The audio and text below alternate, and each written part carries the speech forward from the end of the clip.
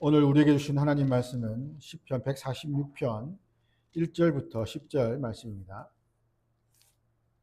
시편 146편 1절부터 10절까지 말씀. 구약 성경, 제가 가진 성경으로는 907면입니다.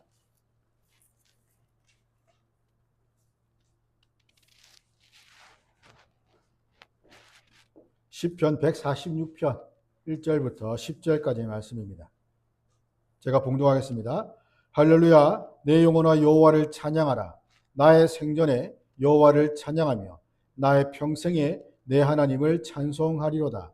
귀인들을 의지하지 말며 도울 힘이 없는 인생도 의지하지 말지니 그의 호흡이 끊어지면 흙으로 돌아가서 그날에 그의 생각이 소멸하리로다. 야곱의 하나님을 자기의 도움으로 삼으며 여호와 자기 하나님에게 자기의 소망을 주는 자는 복이 있도다. 여호와는 천지와 바다와 그 중에 만물을 지으시며 영원히 진실함을 지키시며 억눌린 사람들을 위해 정의로 심판하시며 줄인 자들에게 먹을 것을 주시는 이시로다. 여호와께서는 갇힌 자들에게 자유를 주시는도다. 여호와께서 맹인들의 눈을 여시며 여호와께서 비굴한 자들을 일으키시며 여호와께서 의인들을 사랑하시며 여호와께서 나그네들을 보호하시며 고아와 과부를 붙드시고 악인들의 길은 굽게 하시는도다. 시온아, 여호와는 영원히 다스리시고 내 하나님은 대대로 통치하시리로다. 할렐루야. 아멘. 2020년 코로나가 시작됐을 때에 많은 사람들이 자신들이 의지하고 있던 것들이 한순간에 무너진 것들을 경험했습니다. 질병 하나로 인해서 많은 사람들의 삶이 한순간에 바뀌었죠. 전 세계가 혼란스러웠고 또 나라마다 각각 그 코로나에 대한 대처 방법이 달랐기 때문에 그러한 대처 방법들로 인해서 삶에 어떤 여러 가지 어려움들을 겪기도 했습니다. 사람들이 의지하던 돈이나 직장, 건강, 기술 이런 모든 것들이 그 질병으로 인해서 그 사람들의 삶을 지켜줄 수가 없었습니다. 그제서야 사람들은 그들이 붙들고 살았던 것이 생각보다 너무나 연약하다는 사실을 깨닫게 되었던 거죠. 비단 이것은 코로나만의 이야기가 아닙니다. 모든 인생은 언제든지 흔들릴 수가 있습니다. 건강도 재산도 사람도 영원하지 않습니다. 그래서 오늘 시편 기자는 묻습니다. 너는 누구에게 소망을 두고 살아가느냐? 시편 146편은 할렐루야 시편의 첫 번째 노래인데 처음과 마지막이 모두 할렐루야로 끝이 납니다. 그래서 본문은 사람을 의지하지 않고 공의로 온 세상을 다스리시는 하나님을 찬양하고 하나님께 소망을 두는 사람이 복이 있다라고 노래합니다. 하나님을 찬양해야 하는 이유가 오직 하나님만이 우리의 참된 소망이 되시기 때문입니다. 그러면 하나님은 어떤 분이신가?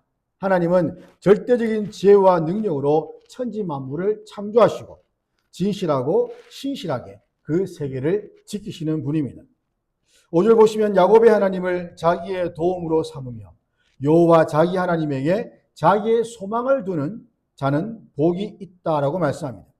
죽어서 소멸될 사람들과 달리 야곱의 하나님께 소망을 두는 자가 복이 있다라고 말합니다. 여기서 말하는 도움은 구원과 같은 의미입니다. 시편 121편 1, 2절에 내가 산을 향하여 눈을 돌리라 나의 도움이 나의 구원이 어디서 올까?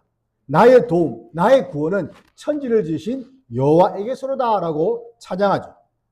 이러한 하나님의 도움은 바로 우리에게 주시는 구원을 의미하는데 환난 가운데서 베푸시는 그 생명의 보호를 의미합니다. 앞에서도 언급했듯이 코로나 때에 많은 사람들이 또 생명을 잃었습니다. 뭐 숫자로 따지면은 큰 수는 아니라 할지라도 그러나 한 영혼이 천하보다 귀하다는 것을 볼 때에 단 한 명이라도 목숨을 잃었다면 이 천하를 잃는 것과 같은 것이죠. 많은 생명을 잃게 되었고 그 생명을 잃는 가운데 우리는 하나님의 그 보호하심을 받아서 하나님의 그 도움을 받아서 지금 이 자리에 앉아 하나님을 예배하는 겁니다. 이러한 생명의 보호는 바로 우리에게 생명을 주시는 분이 하나님이시다라는 것을 알 수 있는 거죠. 우리에게 생명을 주시고 보호하시는 전능하신 하나님을 우리는 의지하지 않을 수가 없다는 겁니다. 그러면 시인이 자신에게 도움을 주시는 이 하나님을 왜 야곱의 하나님이라고 부르는 것일까요? 알다시피 야곱은 자신의 능력, 자신이 그 꾀를 굉장히 의존했던 사람입니다.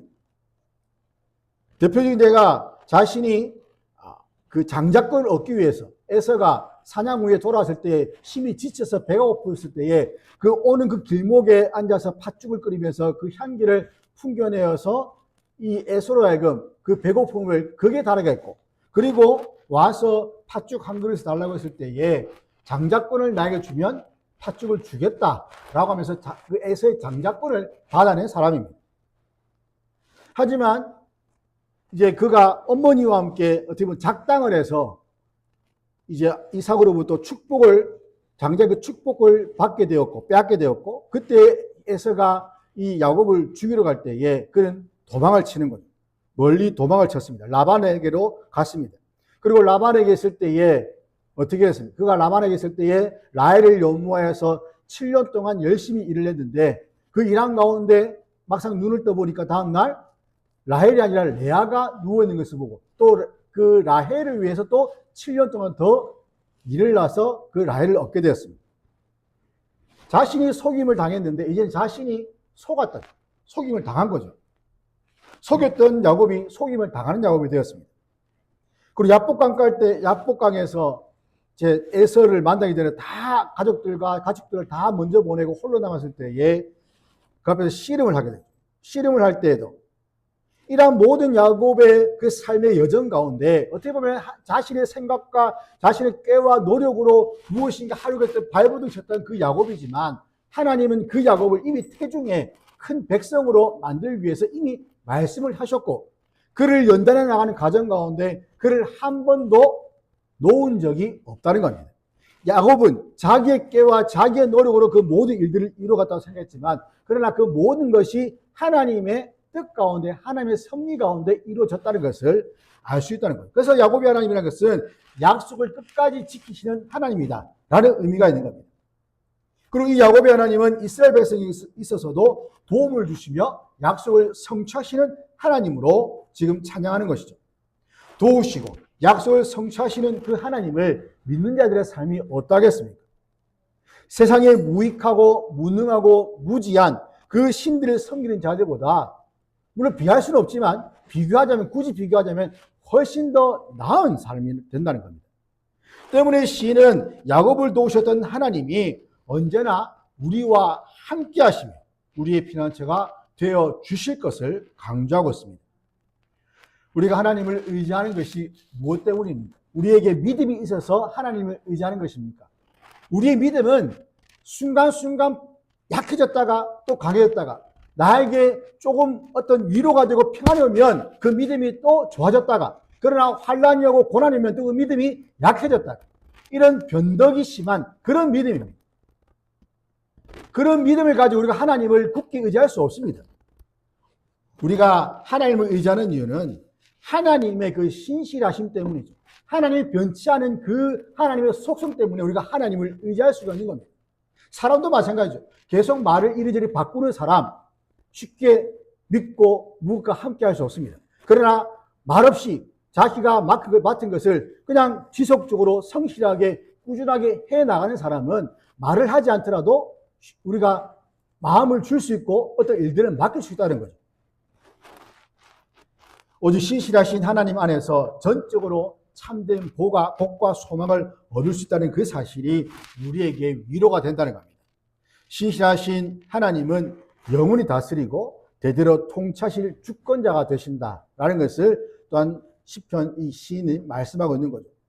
지난주에 살펴봤던 것처럼 시편 8편에서 보면 하나님은 그 손가락으로 하늘을 창조하시고 달과 별들을 만드신 전능하신 분입니다. 이와 같이 천지를 지으신 하나님께서 우리의 도움이 되신다는 이 말씀이 우리에게 큰 은혜가 된다는 거죠. 우리는 어떤 조건으로도 구원받을 수 없는 약하고 무능한 존재들입니다. 그러니 하나님을 의지하고 그 하나님께 소망을 둘 때에 복이 있을 수밖에 없다는 겁니다. 또한 피조물이라면 당연히 창조주를 기리고 또 바라는 것이 당연한 일임에도 불구하고 그렇게 하는 것이 복되다 라고 말씀해 주시는 것도 은혜라는 거죠. 당연한 것을 당연하게 받으시는 것이 아니라 그것조차도 너희들에게 복이 있다라고 말씀하시나요? 하나님을 아는 자에게 찬양은 의무가 아니라 자유이고 자연스러운 반응입니다. 이러한 찬양을 바로 하나님이 자기의 형상으로 지은 사람들로부터 받기를 원하신다는 거죠. 하나님은 자신을 찬양하고 예배하고 교제하기를 원하셔서 사람을 창조하셨습니다. 하지만 사람이 죄를 지어 타락하여 하나님과 관계가 깨어지게 되고 원수가 되었습니다. 그러니 이제는 무엇으로부터 찬양을 받으시는가? 하늘에 있는 별과 달과 해와 달 그리고 호흡이 있는 모든 것들로부터 찬양을 받으신다. 현재를 살아가는 우리는 하나님만이 참된 보호자요 인도자가 되신다는 사실을 우리가 분명히 알아야 됩니다.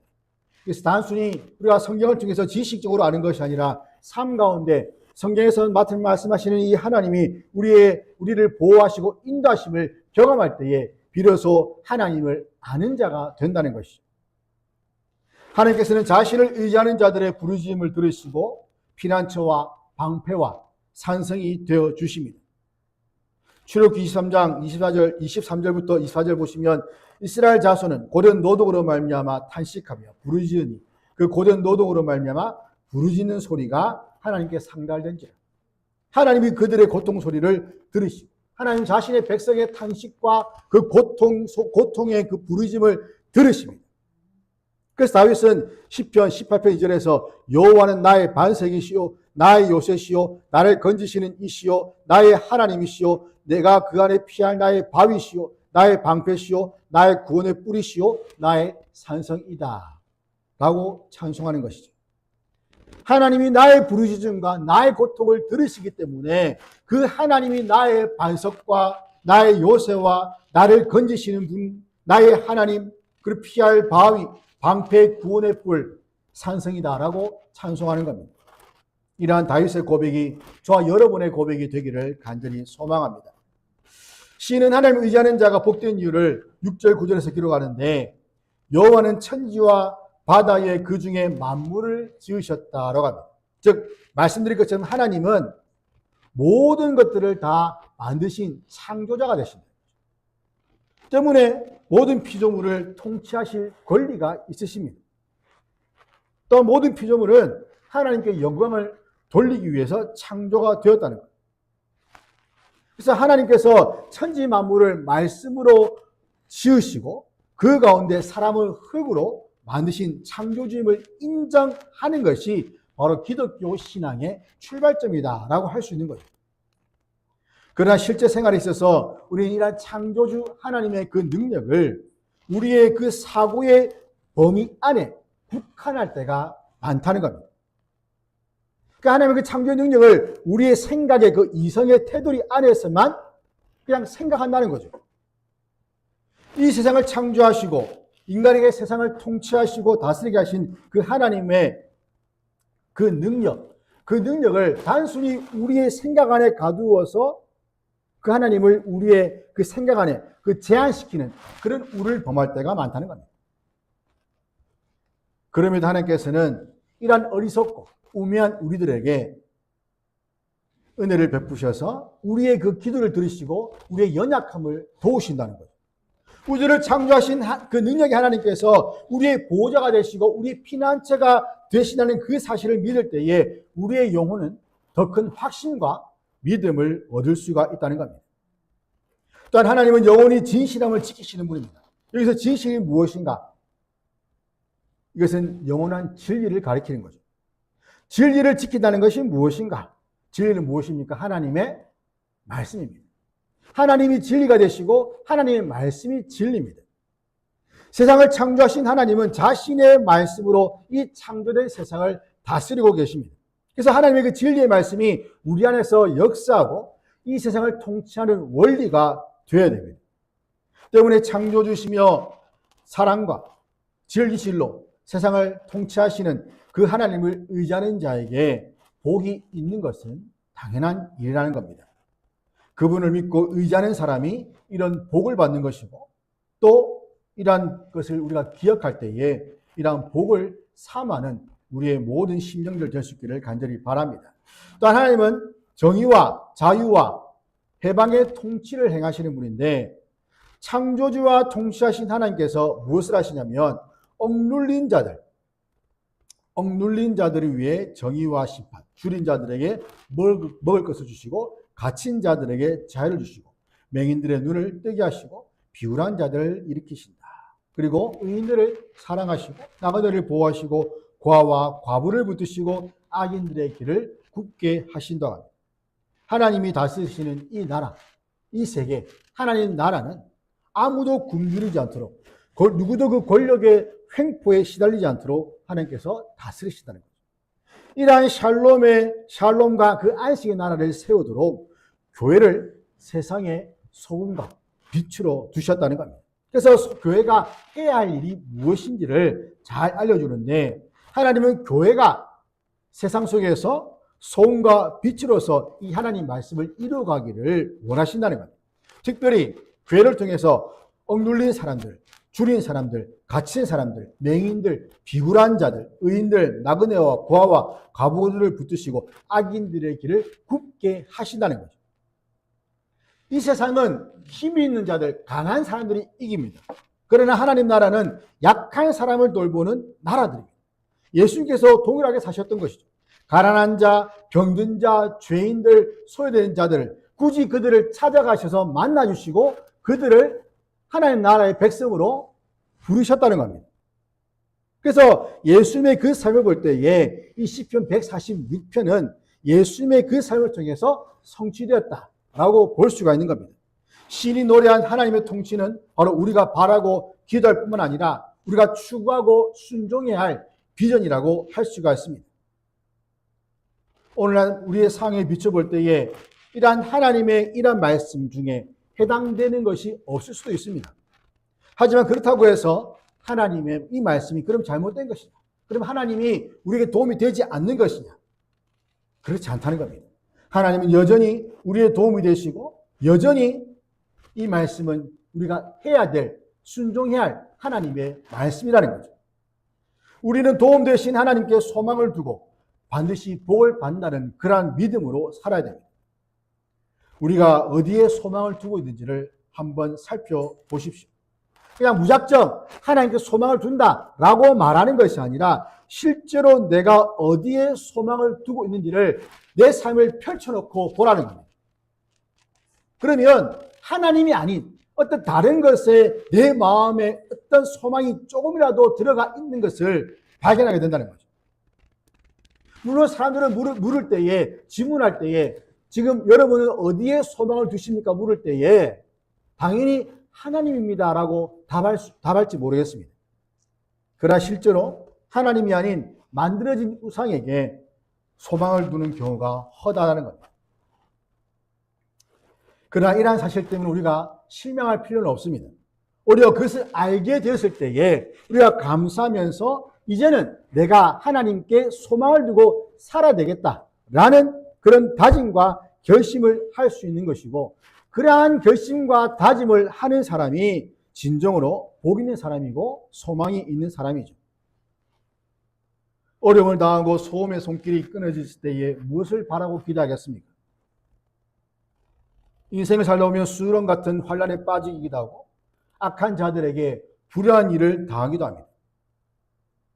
이렇게 수렁 같은 환란과 불의한 일을 당할 때에 그러한 일들은 발버둥을 치면 칠수록 깊이 빠져드는 늪과 같이 우리를 점점 더 깊은 절망으로 끝나는 거죠.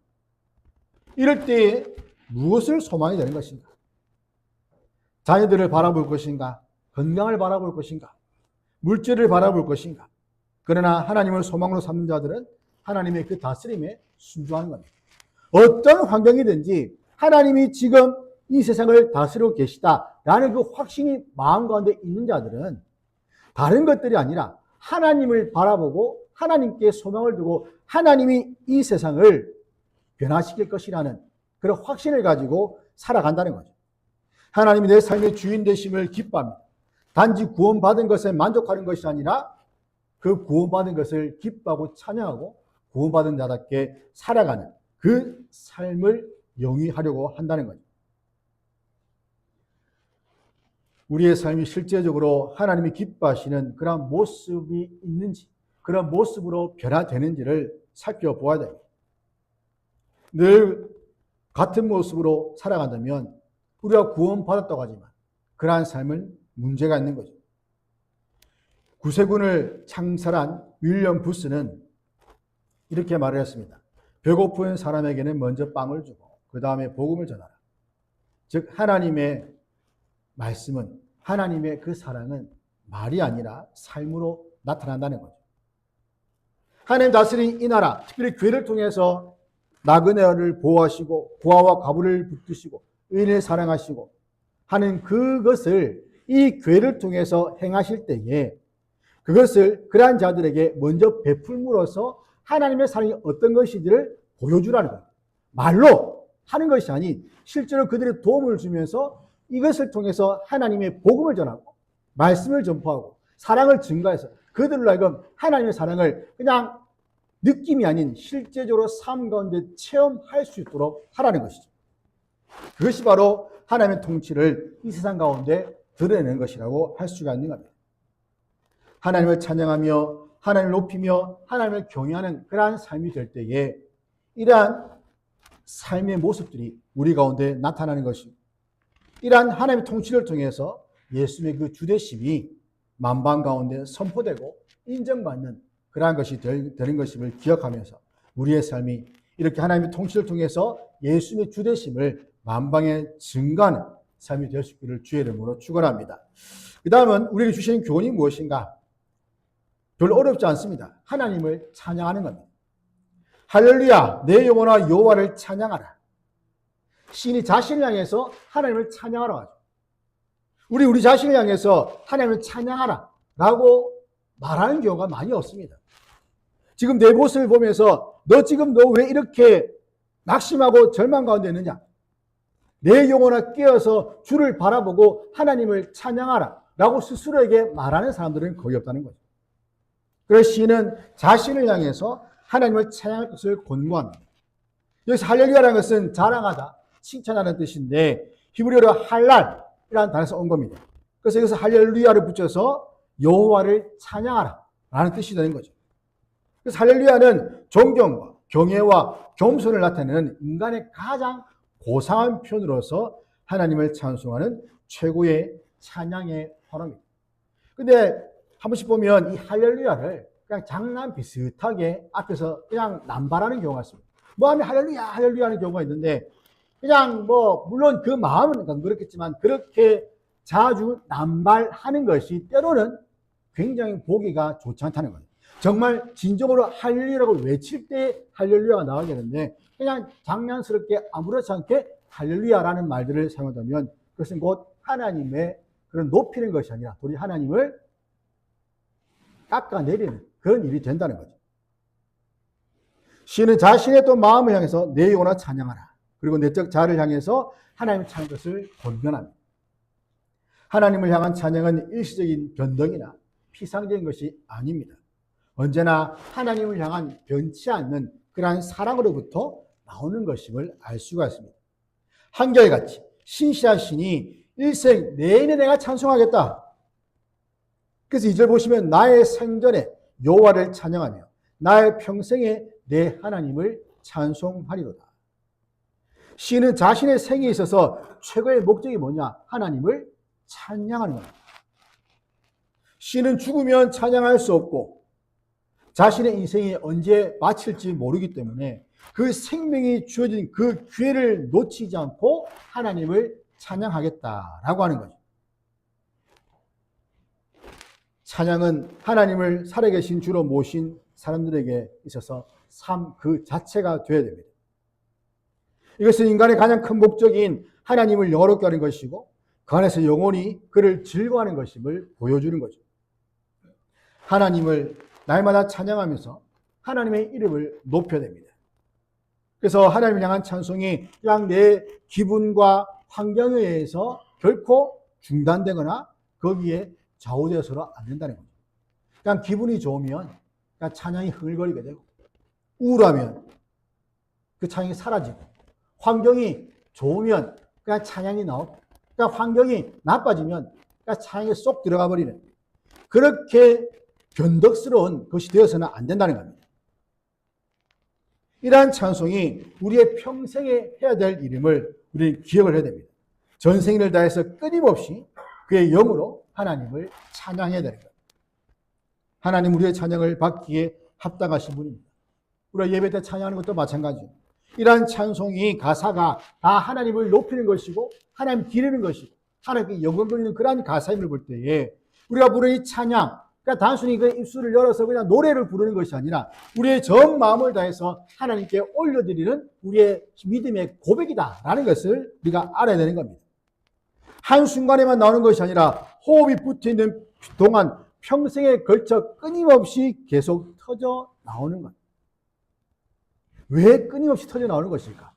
하나님의 선하심과 진실하심이 끊어지지 않고 계속되기 때문입니다. 시편 23편 6절에 내 평생에 선하심과 인자하심이 반드시 나를 따르리니 내가 여호와의 집에 영원히 살리로다. 다윗은 자신의 평생, 다윗의 인생이 어떻습니까? 어린 나이에 기름 부음 받아서 이스라엘의 2대 왕으로 세움 받았지만 또 사울의 그 시기심에 쫓겨서 비록 사위로 들어갔지만 죽임을 당하려는, 목숨을 잃려는 그 상황이 계속되었다는 거예요. 대략 한 13년에서 15년 정도 그 광야 생활을 하게 되고 그 가운데 그가 사울을 죽일 수 있는 기회가 있음에도 불구하고 죽이지 않고 도리어 그것을 통해서 하나님이 세우신 그 왕을 내가 죽일 수 없다라는 우리 그 마음을 더 확고하게 가지게 되고 그 가운데 자신을 따라오는 그 하나님의 선하심과 그 인자심이 있다는 것을 다윗은 그 광야의 그 체험을 통해서 또 양을 치는 그 목자 생활을 통해서 그는 충분히 경험했다는 겁니다. 그렇기 때문에 그는 하나님의 집에 영원히 살면서 하나님 평생토록 찬양했다라는 고백을 하는 거죠. 이러한 다윗의 찬양 고백을 통해서 우리의 인생은 하나님을 향한 찬양과 감사로 가득 차야 됩니다. 우리의 인생 전체가 그 선하신 뜻으로 가득 채워지기 때문입니다. 찬양할 수 없었던 때가 있습니까? 주님의 선하심을 믿지 못한 때가 있었습니까? 우리는 하나님을 찬양하는 악기들입니다. 하나님이 연주하는 악기라는 거죠. 주님으로 채워질 때에 우리 삶 가운데 향기로운 찬송이 흘러나오는 겁니다. 한번 잘 생각해 보십시오. 비록 우리가 기분과 환경에 따라서 찬양이 나오기도 하고 하지 않기도 하지만 그러나 내 마음 가운데 정말 어려움 속에 있다더라도 그 마음 가운데 기쁨과 안식과 위로 하늘로부터 주어지는 그런 것들이 있을 때에 정말 슬픔 가운데서도 하나님을 찬양할 수 있는 그런 모습이 있었는지, 그럴 때 내 마음 가운데 그냥 세상이 주는 그 즐거움과 기쁨이 아니라 정말 하나님 주신 그런 기쁨이 있을 때에 눈물을 흘리면서도 찬송할 수밖에 없는 그런 상황이 우리에게 주어진다는 것. 하나님 우리를 만지시고 우리를 회복시키시는 그런 과정이 바로 그 순간이라는 것이죠. 하나님의 선하신 뜻이 우리 마음 가운데 가득히 차오를 때에 우리는 찬송할 수가 있습니다. 예배 때 입을 열어 찬송할 수가 있는 거죠. 말씀을 묵상하여서 하나님의 선하심과 인자심을 우리는 경험해야 됩니다. 다윗처럼 주님의 인재로 충만해야 됩니다. 그럴 때에 주님을 향한 그 기쁨의 찬양이 그냥 나도 모르는 사이에 잔뜩 흘러나오는 겁니다. 이게 우리가 듣는 그 음악이 무엇인가 굉장히 중요하잖아요. 막내가 지우리가 그 무슨 송, 세계 수도송. 저는 수도송이라고 할래, 수도송, 이런 수도자들이 부르는 노래인가? 라고 했는데 그게 아니고 세계의 수도들을 노래로 부르셨도록 한 그게 세계 수도송인데 그걸 계속 들으니까 귀에 이게 들려가지고 나도 모르게 그 음이 따라 나오는 거예요. 그게 자연스럽게. 그러니까 이게 굉장히 이게 음악이 우리 귀가 얼마나 이게 예민한지 들리는 게 들어가면 그냥 흘러나가면 되는데 그게 또 남아가지고 이게 그냥 흥얼흥얼거리게 되는 그게 된다는 거예요. 그래서 우리가 하나님 찬송을 부르는 것도 좋지만 찬송을 듣는 것도 굉장히 중요하다는 거예요.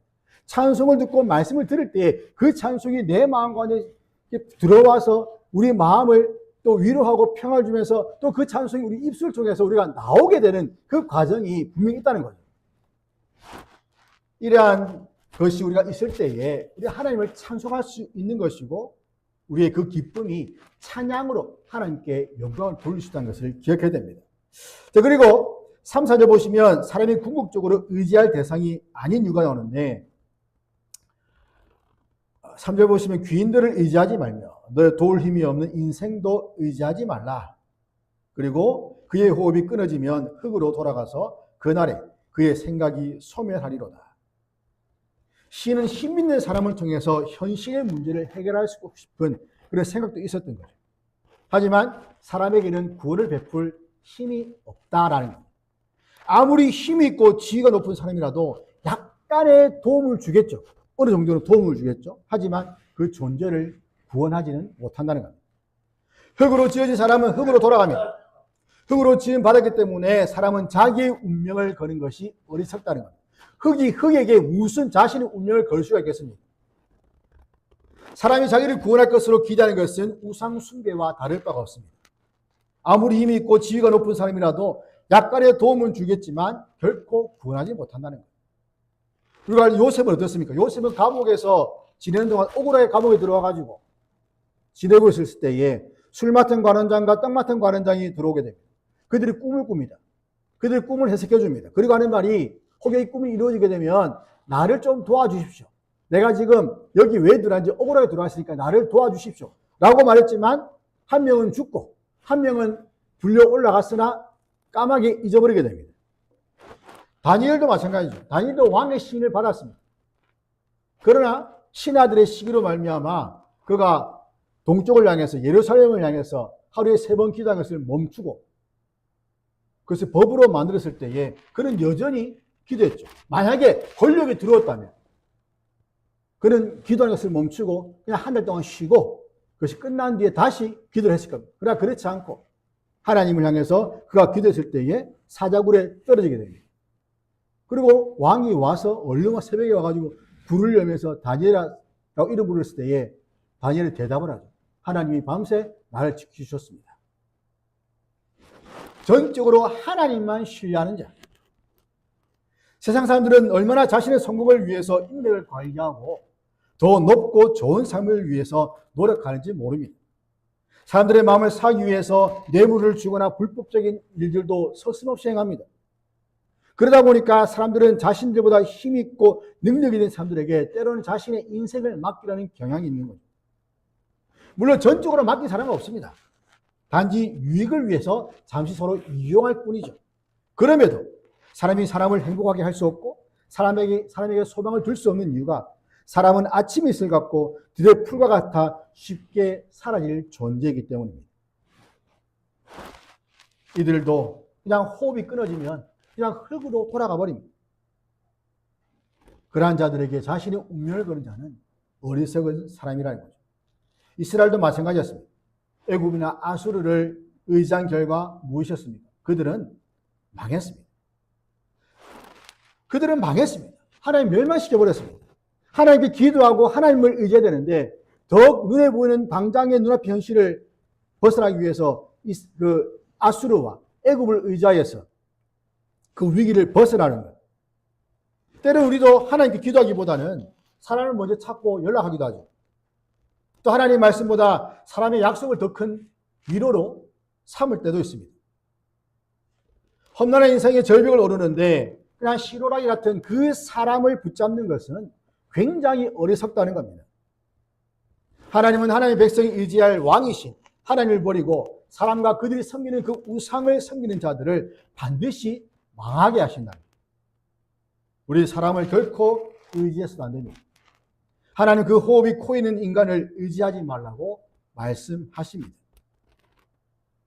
사람은 반드시 흙으로 돌아가게 되었다는 사실. 그리고 사람의 권력이나 명예도 죽음과 더불어 끝이 난다는 그 사실을 우리는 기억해야 합니다. 우리의 인생, 운명, 존재, 영혼, 구원 누구에게 맡기겠습니까? 바로 하나님밖에 없다는 거죠. 우리는 도울 힘이 없는 인생이 아니라 우리의 참 도움을 주시는 하나님을 찬양하고 하나님을 찬양할 수밖에 없다는 겁니다. 돈을 의지하면 돈이 우상이 되고 사람을 의지하면 사람이 우상이 됩니다. 그러나 많은 사람들이 돈을 의지하고 사람을 의지합니다. 하나님을 모르는 자들이죠. 심지어 하나님을 안다고 하면서도 사람을 의지하고 돈을 의지하는 경우가 많다는 겁니다. 왜 그런 것일까? 자신의 마음에 있는 욕심을 채우지 못하기 때문에. 하나님 믿으면 내가 하고 싶은 거 하지 못하는 거죠. 하나님 믿으면 내 욕심을 채우지 못합니다. 그냥 나누어 줘야 되고 헌신해야 되고 희생해야 되고 자꾸 내 것을 베풀어 줘야 되기 때문에 나의 것을 채우지 못하기 때문에 하나님을 보다 사람과 돈을 더 의지한다는 거예요. 결국 내 마음대로 살기 위해서, 내 정욕을 따라 살기 위해서, 믿음만으로는 자신이 원하는 삶을 살지 못하기 때문에 현재 상황이나 환경이 마음에 들지 않는다는 겁니다. 그래서 하나님 외에 다른 것들을 찾아다니면서 그것들로부터 힘과 위로와 안식을 얻는 것이죠. 교회 나온다고 하면서도 이 하나님 말씀만으로는 안 되니까 점집을 찾고 또 기타 다른 것들을 하는 거죠. 이것도 하나님이 주신 하나의 방법이다 라며 스스로 합리화시켜가면서 그런 식으로 찾아다니는 겁니다. 그러면 정말 마음에 위로와 평안이 있는가? 아니라는 겁니다. 그럴수록 마음이 더 불안하고 두렵고 평안이 없죠. 그렇게 되면 어떻게 됩니까? 원망과 불평이 나오게 되는 겁니다. 그렇게 될수록 우리는 당면한 환경이나 상황을 더 보지 않도록 해야 됩니다. 우리가 그 너머에 일하시는 그 하나님, 신실하고 변치하시는 그 하나님을 바라보고 의지해야 됩니다. 사람은 늙고 병들고 죽고 괴이 끝나지만 하나님은 영원하십니다. 그래서 시인은 내 평생에 여호와를 찬양하리로다. 찬양은 단순히 노래를 잘하는 것이 아닙니다. 하나님을 가장 신뢰한다는 믿음의 고백입니다. 그래서 하나님을 의지하는 사람은 어떤 상황에서도 찬양을 하게 됩니다. 독일의 종교개혁자 마틴 루터는 극심한 환난을 만날 때마다 시편을 읽었다고 합니다. 그는 말하기를 시편은 성도의 작은 성경이다. 환경이 흔들려도 하나님은 흔들리지 않습니다. 그래서 시편은 언제나 찬양으로 끝이 나죠. 오늘 우리는 무엇을 붙들고 살아가고 있습니까? 건강입니까? 재산입니까? 자녀입니까? 직장입니까? 그런 것들은 언젠가 모두 다 사라질 것들입니다. 오직 하나님만 영원하십니다. 창조자 하나님은 지금 우리를 붙들고 계시고 약속을 지키시고 공의로 다스리시고 연약한 자를 돌보시고 우리의 피난처가 되어 주십니다. 그러므로 시편 기자처럼 고백하기를 바랍니다. 야곱의 하나님을 자기의 도움으로 삼으며 여호와 자기 하나님께 소망을 두는 자는 복이 있도다.